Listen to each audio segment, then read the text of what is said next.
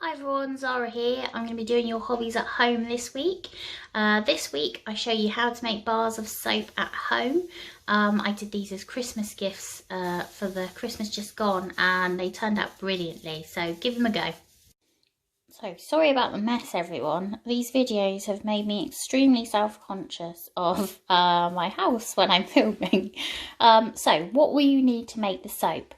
So, I have got here a solid soap base. This one is goat's milk just because I have found that one has been the best quality to work with.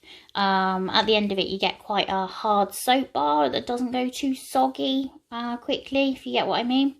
But if you're not into using one that is derived from animal products, there is a coconut oil one which I've found is pretty much as good. Perhaps not quite as good, but you know, it's still quite moisturising and retains its shape quite well.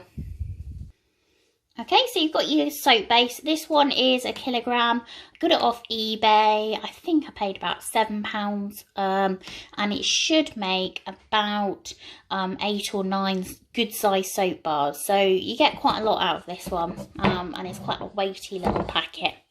The other thing you need is I have got some silicone moulds here that are you know, the shape of soap. So this makes actually a really good size bar of soap. I've got 2 lots of 6 here, and as I said, tends to make 8 or 9. I've got some essential oils here. You want to get essential oils because they're better for the scent, so try not to get any sort of, you can get ones that aren't quite so good, and the scent doesn't tend to last too long. So I'm going to do lavender and lemon today. So I've just got these here. So I've got some lavender and some lemon, as I said. And the other thing I like to add in, which is quite nice if you're giving them as gifts, is I've got some dried lavender, which is quite nice. Looks nice, and also it adds a bit of extra scent. And I've also got some dried lemon peel as well, which is quite nice to add in. So I do, again, apologise for the state of my kitchen. We do a lot of cooking in it, and I can't say that I'm like a professional chef in cleaning up. So, before you get going with the soap, which I'll show you in a minute, what you want to do is get, I think it's called a bain-marie, isn't it? But what you want to get is essentially a pan with some water, bringing that water to the boil, and then you want to pop a glass or a bowl that's heat proof on top. We're going to put the soap in that so it slowly melts. So that one, as you can hear, is just starting to come to the boil there. I think you'll find, which I've made another mistake here, don't fill up your pot too much, because you'll find that it overflows, and I think that's what's going to happen here, but I'll deal with that later. Okay, as predicted, the water overflowed. So I've just taken that one off the heat while I'm doing this. So I've taken the lid off. These are quite solid blocks here. This is your goat milk soap base. I found that this brand, it's one I got off eBay, but it's the same one I used at Christmas as well. And I found it is really nice quality to work with. So I'm going to take this off in a minute because I won't be able to do it one-handed whilst filming. But what I want to do is turn this soap base out, and then I want to chop it into about 1 to 2 centimetre cubes. Don't be lazy like me, which is what I did on my first batch of Christmas, and just cut them into massive chunks, because you'll find you're stood over the oven for about 40 minutes trying to get this soap base to melt. So if you can, 1 to 2 centimetres cubed. So I've just got a sharp knife here, and what I'm going to do is just cube it all up, and I will show you the end result in a moment. Okay, so as you can see, I've chopped all that one up there. Just be careful, because it does get a little bit tricky to cut, because it's quite a hard product. So just try and keep your fingers out of the way, and make sure you use a sharp knife when you're cutting it up. As you can see, my cubes are not that small, so I think it'll take a little while to melt. Okay, so now what we need to do is transfer these cubes into our glass heat-proof bowl. Okay, so as you can see, I've transferred my cubes to the bowl now.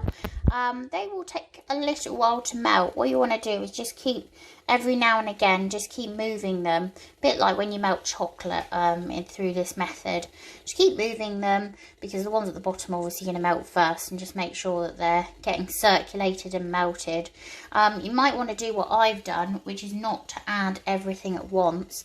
And then you can add a little bit more in a minute, just because I've only got a small bowl, but do what's best for you. So yeah, those need to melt until they go to like a milkshake consistency. Make sure that all the bits in it are melted down.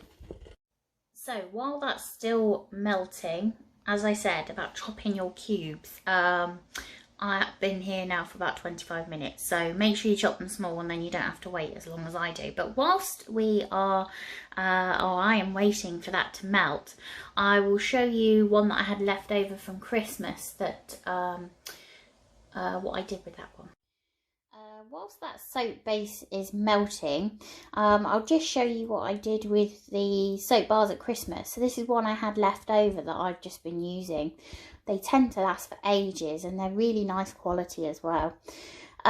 So yeah, I think I made about 4 or 5 different scents, loads of different ones for different people.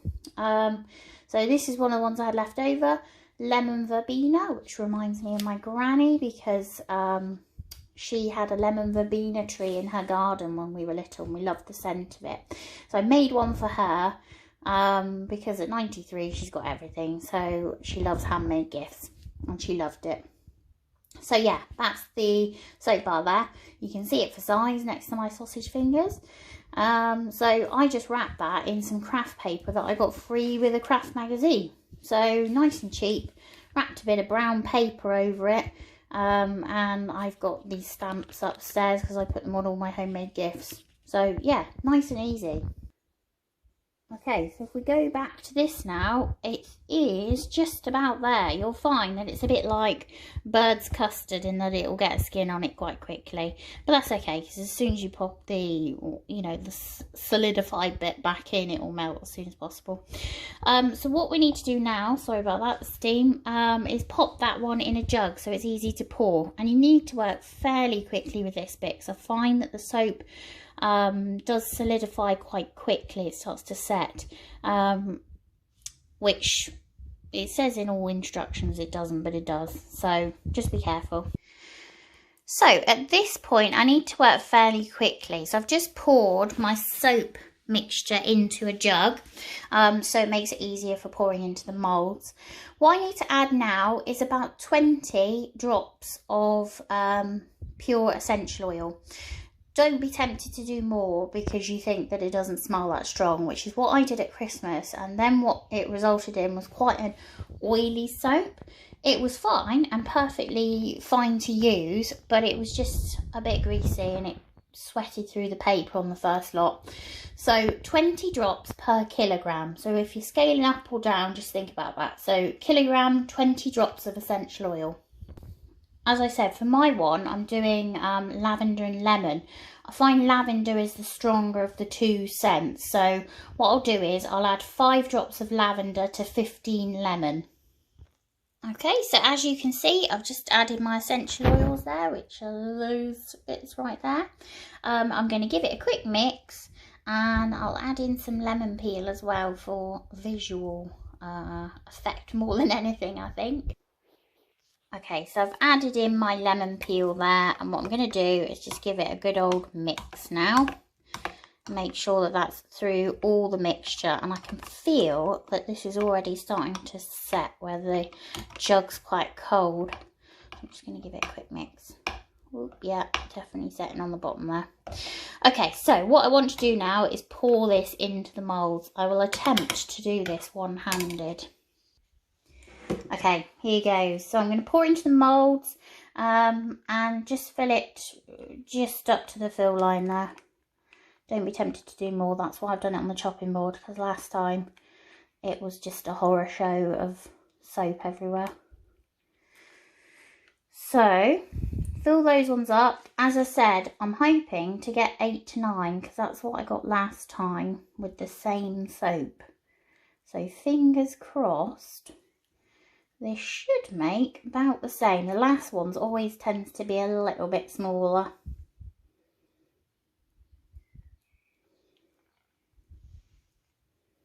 Look at that. Yeah, it's a tiny one. So there you go. You've got your 8.5, shall we call it, soap bars. Forgot to say as well, I added just a teaspoon of that lemon peel. And now what I'm going to do with the dried lavender is I'm just going to sprinkle it on top. I did it at Christmas and it worked quite well. So rather than stirring it through like the lemon peel, I'm just going to sprinkle some on top. This is where it goes horrendously wrong for the camera.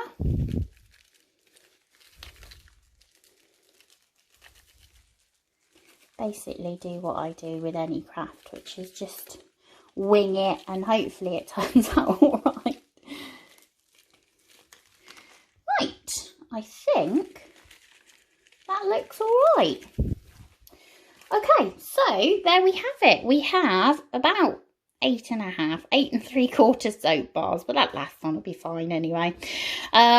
So what I need to do now, obviously it's hot. I'm going to leave those where I am. Don't be tempted to move them. So try and pour them where you want to do it, where you want them to sit, because otherwise you'll end up with soap base everywhere. I'm going to leave those ones to set now. They usually take about 6 hours until they're fully set.